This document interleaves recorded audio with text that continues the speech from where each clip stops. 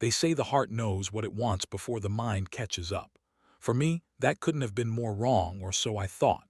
I spent 28 years building walls around my heart, convincing myself that love, especially the kind I secretly craved, was nothing more than a fantasy designed to break people like me. I was a skeptic, a cynic, someone who believed that happiness in love was reserved for everyone else but never for guys like me. But then he walked into my life on an ordinary Tuesday afternoon, and suddenly, everything I thought I knew about love, about myself, about what was possible, shattered into a million beautiful pieces. This is my story. This is how I went from being completely wrong about gay love to discovering that sometimes the most unexpected person can change absolutely everything. My name is Nathan Reed, and if you'd asked me 6 months ago whether I believed in love, real, transformative, soul-shaking love, I would have laughed in your face. Not because I was cruel, not because I wanted to be alone, but because experience had taught me that hope was dangerous, especially for someone like me. I lived in Portland, Oregon, in a modest apartment overlooking the city's eastern district. My life was structured, predictable, safe. I worked as a software engineer at a mid-sized tech company, spent my evenings reading or gaming, and my weekends hiking alone in the Columbia River Gorge. I had acquaintances but few real friends. I'd been on dates, plenty of them, but nothing ever stuck. The gay dating scene felt like a carousel I couldn't get off. Swipe right, match, exchange pleasantries, meet for coffee, discover zero chemistry, repeat. Apps like Grindr and Tinder had become graveyards of my romantic hopes, littered with ghosted conversations and one-night stands that left me feeling emptier than before. I'd convinced myself that meaningful gay relationships were unicorns, beautiful ideas that didn't actually exist in the wild. Sure, I saw happy couples at pride events, holding hands in coffee shops, posting anniversary photos online. But those felt like performances, carefully curated illusions designed to make people like me feel inadequate. My therapist, Dr. Marion, had a different perspective. "Nathan," she'd said during our last session, peering at me over her reading glasses, "you've built an impressive fortress around your heart, but fortresses are lonely places." "They're also safe," I'd countered. "Safe from what? Connection, vulnerability, love." I didn't have an answer. Or rather, I did, but I wasn't ready to say it aloud. Safe from disappointment. Safe from getting hurt again. It was a Tuesday in late September when everything shifted. Our company had hired a new UX designer to overhaul our flagship product's interface. I'd been assigned to work closely with him, providing technical constraints, discussing feasibility, that sort of thing. I wasn't thrilled. Designers and engineers rarely spoke the same language, and I'd learned to keep my expectations low. His name was Elijah Santos. He walked into the conference room at 2:47 p.m. I remember because I'd been watching the clock, already mentally checked out for the day. The moment he entered, the energy in the room changed. Not dramatically, not like some romance novel cliché, but subtly, like the first hint of dawn touching a dark sky. Elijah was striking, not conventionally handsome in that polished Instagram model way, but compelling. He had warm brown skin, dark curls that fell messily across his forehead, and eyes that seemed to hold entire conversations before he even spoke. He wore a simple white t-shirt under a denim jacket, black jeans, and worn Converse sneakers. There was an ease about him, a confidence that wasn't arrogant but quietly assured. "Hey everyone," he said, his voice smooth and welcoming. "I'm Elijah, really excited to be here and work with you all." When his eyes met mine across the table, something flickered in my chest, a feeling I immediately dismissed as indigestion from my rushed lunch. Our project manager, Simone, made introductions. When she got to me, Elijah smiled. "Nathan Wright, the back-end wizard everyone keeps talking about." "That's an exaggeration," I managed, suddenly hyper-aware of how I was sitting, where my hands were, whether my hair looked okay. "Don't be modest," Simone interjected. "Nathan's one of our best engineers. You two will be working closely together." Elijah's smile widened. "Perfect. I have a feeling we're going to create something amazing." The meeting proceeded normally, project timelines, deliverables, technical requirements, but I couldn't focus. My attention kept drifting to Elijah, the way he listened intently when others spoke, how his hands moved expressively when he explained his design philosophy, the occasional laugh that seemed to light up his entire face. Stop it, I told myself. This is exactly the kind of thinking that gets you hurt. Over the next 2 weeks, Elijah and I fell into a working rhythm. We'd meet daily to sync on progress, usually in the smaller conference room on the third floor. These sessions were supposed to be strictly professional, but they rarely stayed that way. Elijah had a gift for drawing people out. He'd ask about my weekend hikes, genuinely interested in the trails I'd explored. He'd share stories about his volunteer work at a local LGBTQ plus youth center, his passion for photography, his close-knit Filipino family who'd taken years to fully accept his sexuality but had eventually come around. "My mom now asks about my dating life more than my sister's," he laughed during one of our sessions. "It's equal parts sweet and mortifying." I envied that. My own family was complicated. I'd come out at 23, and while my parents hadn't disowned me, they'd also never truly accepted it. We maintained a polite distance, exchanging holiday cards and occasional phone calls that never went deeper than surface pleasantries. "What about you?" Elijah asked one afternoon, his dark eyes curious but not prying. "Anyone special in your life?" I hesitated. The honest answer was no, but admitting that felt too vulnerable. "Not really my focus right now," I said instead. "Work keeps me pretty busy." Something shifted in his expression, disappointment, understanding, I couldn't tell. "That's fair," he said softly. "Though I think we make time for the things that truly matter to us. Sometimes we just haven't found what that is yet." His words lingered long after our meeting ended, echoing in my mind as I tried to code to sleep to function normally. Because somewhere deep inside, past all my defenses and cynicism, a small voice whispered, "What if he's right? What if you're just scared?" The crack in my armor came during an unexpected moment. We'd been working late on a Friday, trying to finalize mock-ups before a Monday presentation. The office had emptied hours ago, leaving just the two of us in the dimly lit workspace. Elijah sat across from me, the glow of his laptop illuminating his features as he made final adjustments to his designs. "What do you think of this color palette?" he asked, turning his screen toward me. I leaned in to look, and suddenly became acutely aware of how close we were. I could smell his cologne, something subtle with notes of cedar and citrus. Could see the faint stubble along his jawline, the way his lips curved slightly even in concentration. "It's good," I said, my voice rougher than intended. "Really good." When I looked up, Elijah was watching me with an intensity that made my breath catch. For a moment, neither of us moved. The air between us felt charged, heavy with unspoken things. Then he smiled soft, almost knowing, and pulled his laptop back. "I'm glad you approve," he said quietly. We worked in silence for another hour, but something had shifted. The professional boundaries we'd maintained felt thinner, more fragile, and the wall I'd built around my heart. It had just developed its first crack. October arrived with crisp autumn air and leaves turning brilliant shades of amber and crimson. Elijah had been with the company for a month, and our professional relationship had evolved into something more. Not quite friendship, not quite romance, but something hovering in the undefined space between. We'd started having lunch together. Not every day, but often enough that I noticed when he wasn't there. He introduced me to a Thai place near the office that served the best pad see ew I'd ever tasted. I took him to my favorite bookstore cafe, where we'd spend Saturday afternoons reading in comfortable silence. My carefully constructed solitude was crumbling, and the terrifying part, I was letting it happen.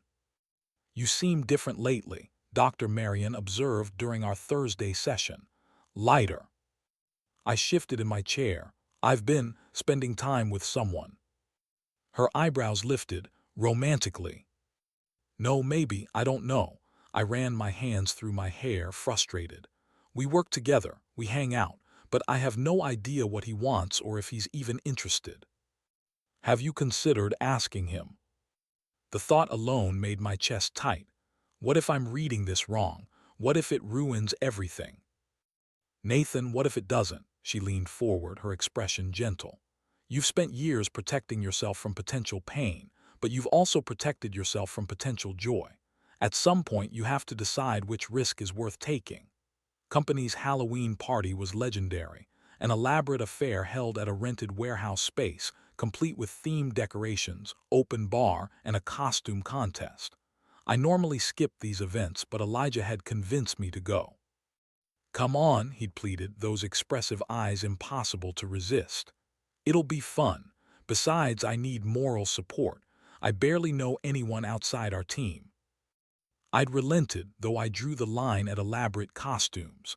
I went as a generic vampire, slick-back hair, fake fangs, dark clothes I already owned.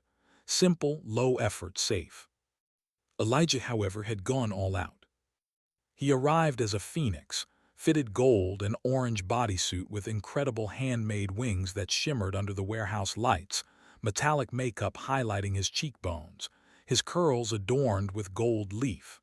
He was absolutely stunning, and I wasn't the only one who noticed. People kept approaching him, complimenting his costume, flirting shamelessly. Jealousy flared in my chest, hot, unexpected, undeniable. You have no claim to him, I reminded myself, nursing my second beer. You're just colleagues, friends maybe. But when Elijah caught my eye from across the room and smiled, that particular smile that seemed reserved just for me, my heart stuttered in a way that had nothing to do with friendship. He made his way over, weaving through the crowd. Having fun? He asked, standing close enough that I could hear him over the music. Define fun, I said, attempting levity. He laughed, and the sound warmed me more than the alcohol. Want to get some air? It's getting crowded in here. We slipped outside into the cool October night. The warehouse had a small courtyard with string lights and a few scattered benches. We found one away from the main crowd, sitting close on the weathered wood. You look good, Elijah said suddenly. The vampire thing suits you. Heat crept up my neck. You look incredible. That costume is amazing. Thanks, I spent way too many hours on it. He stretched his wings slightly, and they caught the light, iridescent and beautiful. But it's worth it when people appreciate it. A comfortable silence settled between us. In the distance, we could hear the party continuing, music, laughter, the hum of dozens of conversations. But here in our little bubble, the world felt smaller, more intimate. Can I ask you something? Elijah's voice was softer now, more serious. My pulse quickened. Sure. Why do you keep people at arm's length? The question caught me off guard. I don't. Nathan. He turned to face me fully, his expression gentle but unwavering. You do. I've watched you for weeks now. You're kind, brilliant, funny when you let yourself be. But there's this wall, and every time someone gets close, you reinforce it. I looked away, focusing on the string lights above us. It's easier that way. Easier than what? Than getting hurt. The admission came out quieter than I intended. I've tried, Elijah. I've put myself out there, been vulnerable, believed in the possibility of something real, and every single time it's fallen apart. At some point, you start wondering if the problem is you. It's not you, he said firmly. You don't know that. Yes, I do. He reached out, his fingers brushing against mine on the bench between us. The contact was electric. I know because I've spent the last month getting to know you, the real you beneath all those defenses. And Nathan, that person is absolutely worth knowing, worth caring about, worth loving. My breath caught. Elijah. I'm not asking you to tear down all your walls overnight, he continued, his thumb now tracing slow circles on my hand. "I'm just asking you to maybe consider opening the door. Let someone in. Let me in." I turned to look at him then, really look at him. In the soft glow of the string lights with his phoenix costume and gold-dusted skin, he looked otherworldly. But his eyes were completely, devastatingly human, vulnerable, hopeful, scared. He was taking a risk too. "I don't know how," I admitted, my voice rough with emotion. "We'll figure it out together." His hand fully clasped mine now. "If you want to." Did I want to? Every logical part of my brain screamed warnings about workplace complications, about inevitable heartbreak, about all the ways this could go wrong. But my heart, that stubborn, hopeful thing I'd tried so hard to silence, it was screaming something else entirely. "Yeah," I whispered, "I want to." We didn't kiss that night at the party, though the tension between us had fundamentally shifted. We held hands on the bench until the cold drove us back inside, where we stayed close for the rest of the evening, our fingers occasionally brushing, our eyes meeting across conversations with new understanding. The kiss came 3 days later. We'd gone to the Columbia River Gorge, my favorite hiking spot, which I'd finally agreed to share with him. It was a gorgeous November morning, the kind where the autumn sun burns off the morning mist and illuminates everything in golden light. We hiked the Eagle Creek Trail, talking about everything and nothing. Elijah told me about his dreams of one day opening his own design studio, creating work that uplifted marginalized communities. I shared my secret passion for writing code that solved real-world problems, not just corporate profit margins. At one of the overlooks, with the waterfall cascading beside us and the gorge spreading out in magnificent beauty, Elijah turned to me. "Thank you for sharing this with me," he said. "I know this place is special to you." "You're special to me," I replied before I could overthink it. His eyes softened. "Nathan, I mean it. I know I'm not good at this, at being open, at letting people in. But with you it feels possible, less terrifying." "It is terrifying," he agreed, stepping closer. "Caring about someone always is, but it's also the most beautiful risk we can take." He reached up, his hand cupping my cheek, and I leaned into the touch, my eyes closing briefly. "Can I kiss you?" he asked, his voice barely above a whisper. I opened my eyes, meeting his gaze. "Please." When his lips met mine, it felt like coming home and free-falling simultaneously. The kiss was tender at first, exploratory, learning the shape and taste of each other.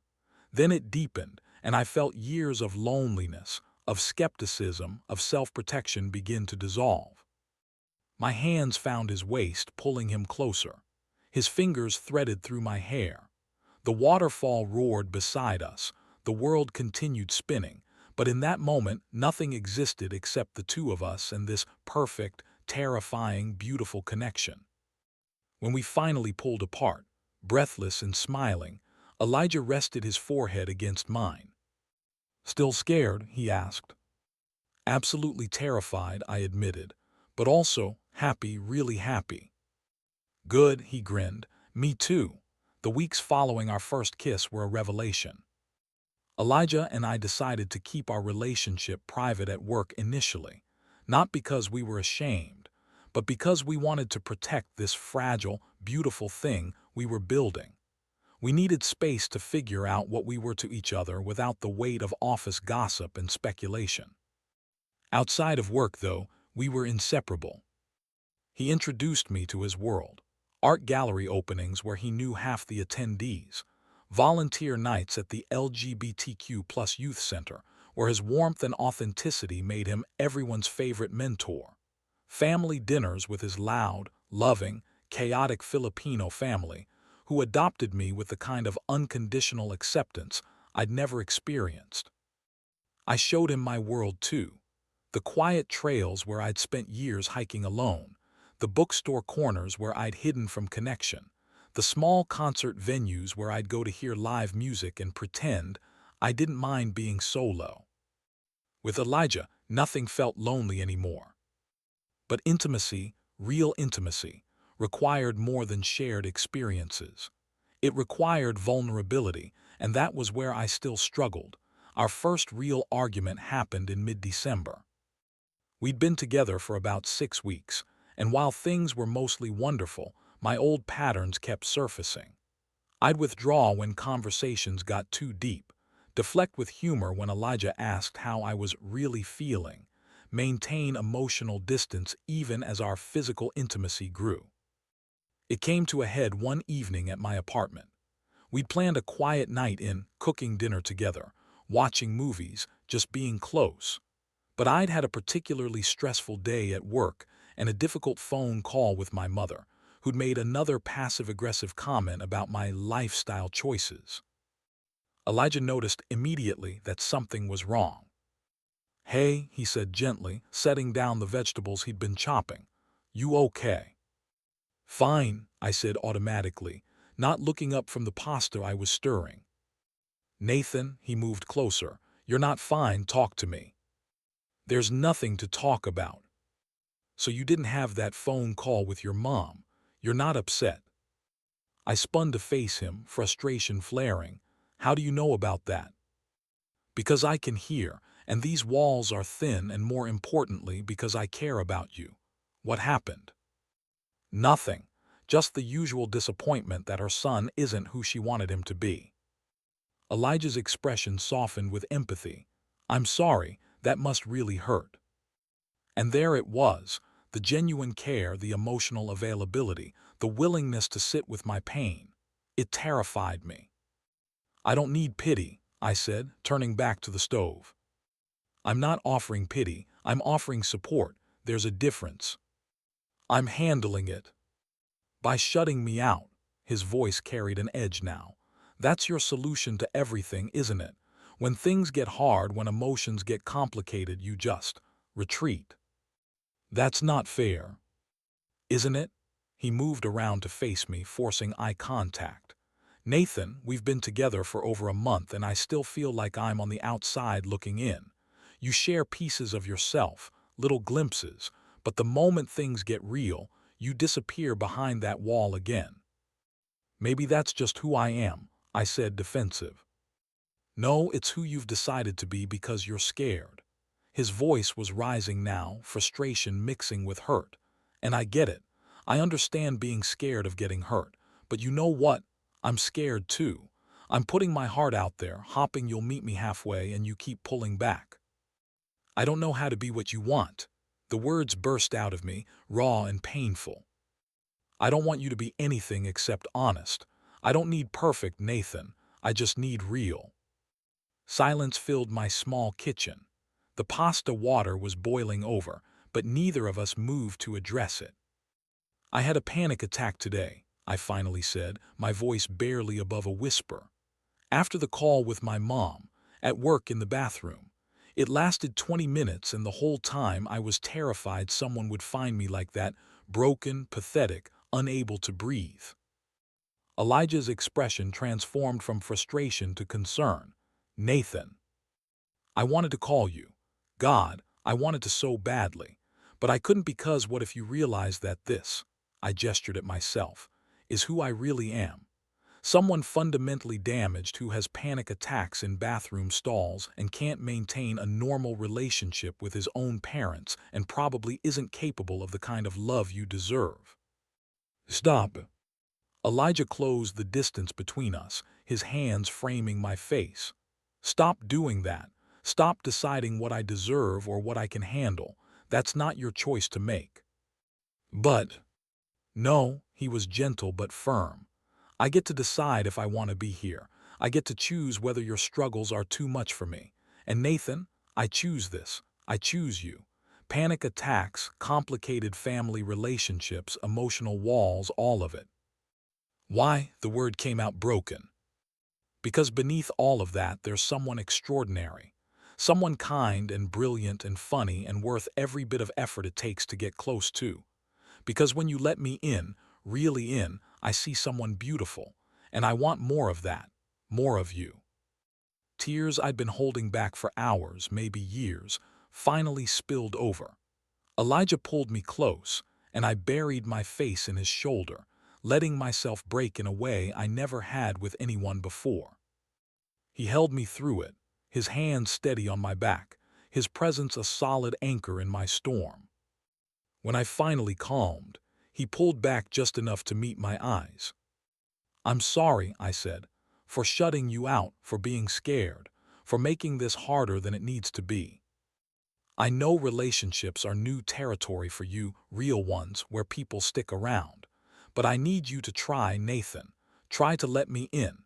Try to believe that I'm not going anywhere." "Okay," I whispered, "I'll try." After that night, something shifted. I started therapy twice a week instead of once. I began the hard work of unpacking my family trauma, my internalized fears, my patterns of self-sabotage. Dr. Marion helped me understand that my cynicism about love wasn't wisdom, it was armor. And armor, while protective, also kept out the very things that made life worth living.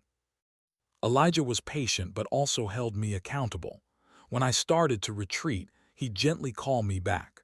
When I defaulted to deflection, he'd ask again, more directly. He taught me that vulnerability wasn't weakness, it was the foundation of real connection. And slowly, painfully, beautifully, I learned to let him in. We told our coworkers about our relationship in January. Some were surprised, others had apparently been betting on it for months. Our managers were supportive, ensuring we maintained professional boundaries at work while acknowledging that office romances weren't prohibited. I met more of his friends, a vibrant, diverse group of artists, activists, and dreamers who welcomed me despite my initial awkwardness. They teased Elijah about finally finding someone who could keep up with him intellectually, and teased me about finally finding someone who could get me out of my shell. In February, I took the biggest risk yet. I invited Elijah to meet my parents. It didn't go perfectly. My mother was polite but distant. My father made uncomfortable jokes. There were awkward silences and moments when I wanted to flee, but Elijah handled it with grace, and on the drive home, he took my hand. "That took a lot of courage," he said. "It was terrible. It was a start, and starts are important." Spring arrived, bringing with it cherry blossoms and longer days, and a sense of possibility I'd never associated with my life before. Elijah and I had been together for 7 months, the longest relationship I'd ever had. But more than duration, it was the depth that amazed me. I knew him in ways I'd never known another person. His morning grumpiness before coffee, his habit of talking to himself when he designed, his terrible singing voice that he deployed enthusiastically anyway. And he knew me. My anxiety triggers, my need for quiet after social events, my secret love of terrible reality TV shows. We'd created a life together, not perfect, but real. We argued sometimes about dishes or schedules or whose turn it was to cook. We had hard conversations about the future, about what we wanted, about how to navigate families and careers, and all the complicated realities of being two men in love in a world that didn't always celebrate that. But we also had joy, so much joy. Like the Saturday morning we woke up tangled together in my bed, sunlight streaming through the windows, nowhere to be and nothing to do except exist in that moment. "Hey," Elijah murmured, his voice rough with sleep. "Hey yourself." He propped himself up on one elbow, looking down at me with an expression so tender it made my chest ache. "I love you," he said simply. We'd said it before, first during a midnight conversation in December, then with increasing frequency, but each time still felt momentous. "I love you too," I replied, reaching up to trace the line of his jaw. "Do you remember when you told me you didn't believe in love? That first month we were working together." I smiled ruefully. I was an idiot. "You were scared," he corrected, "but you're not anymore, are you?" I considered it honestly. There was still fear, there always would be when you cared about someone this much, but it was different now, manageable, worth it. I'm terrified, I admitted, but I'm also happier than I've ever been. You changed everything for me, Elijah. Everything I thought I knew about love, about myself, about what was possible. You proved me wrong in the best way. He kissed me then, soft and sweet and full of promise. You changed everything for me too, he whispered against my lips. You taught me that patience and persistence matter, that everyone deserves love even when they don't believe it themselves, that the right person is worth the wait and the work. We lay there for a while longer, content in the silence and each other's presence. Later, we'd get up and make breakfast together. We'd take a walk through the neighborhood, hand in hand, no longer caring who saw.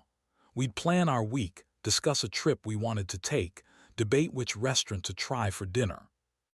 We'd live our beautifully ordinary life that felt nothing short of extraordinary. Because I'd been completely wrong about gay love. I'd thought it was a myth, a fantasy, something that happened to other people but never to me. Until Elijah changed everything. The Columbia River Gorge looked different in spring than it had that November day when we'd first kissed. Everything was green and alive, flowers blooming along the trail, the waterfall swollen with snowmelt.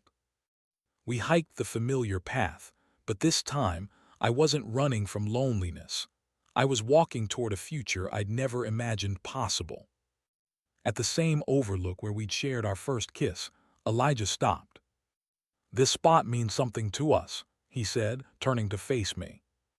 "It does," I agreed, my heart beginning to race because I recognized the look in his eyes. "A year ago you let me in. You took a risk on us, on love, on believing that maybe, just maybe, you deserved happiness." He reached into his pocket and my breath caught. "And every single day since then, you've proven that taking that risk was the best decision either of us ever made." He pulled out a simple silver band. "I'm not asking you to marry me, not yet. We'll get there when we're both ready. But I am asking you to keep choosing this. Keep choosing us. Keep believing in the love we've built together." Tears streamed down my face as he slipped the ring onto my finger. "This is a promise," he continued. "A promise that I'm in this for the long haul, that I see you, all of you, and I'm not going anywhere."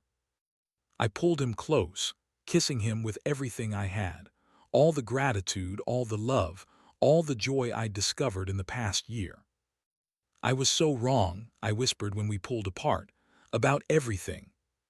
And I've never been happier to prove someone wrong," he grinned. We stood there holding each other, the waterfall roaring beside us, the future spreading out before us like the magnificent gorge, vast, beautiful, and full of endless possibility.